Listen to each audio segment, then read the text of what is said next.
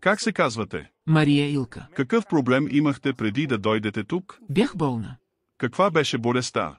Имах много проблеми, но това, от което страдах най-много, беше проблемът с крака. Прекарах 7 месеца на легло без да мога да ходя, заради този крак, тъй като костта беше оголена. С оголена кост. Какво каза докторът, защо се получи така? Некрозирал. Кракът ви некротизира ли?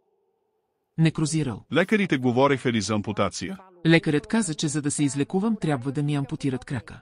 И ме изпрати в друга болница, но аз отидох веднъж и не можах да се лекувам, така че се върнах отново и тогава лекарят просто погледна раната и каза: отидете в друга болница, защото тук не мога да направя нищо друго. Кракът ми беше много миризлив. И кракът е умрял. Кракът ми умираше, останаха само коста и сухожилието. И така, вие дойдохте тук на църква. Така че останах там в болницата и чаках да ми махнат крака, тогава се изнервих и казах, че си тръгвам, няма да се върна тук. Не го приехте? Да, изнервих се и се прибрах вкъщи и казах: няма да се върна тук. Прибрах се вкъщи, а дори не отидох в болницата, за да оправя превръзката. Така че започнах да идвам на църква, идвах в инвалидна количка. Дойдох в петък в службата за освобождение.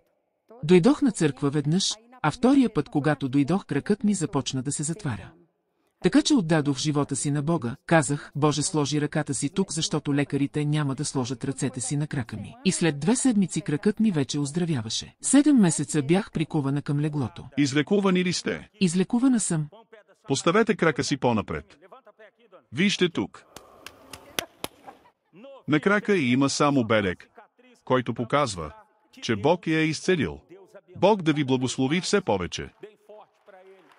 Църква Универсал, където ви очаква по-добър живот.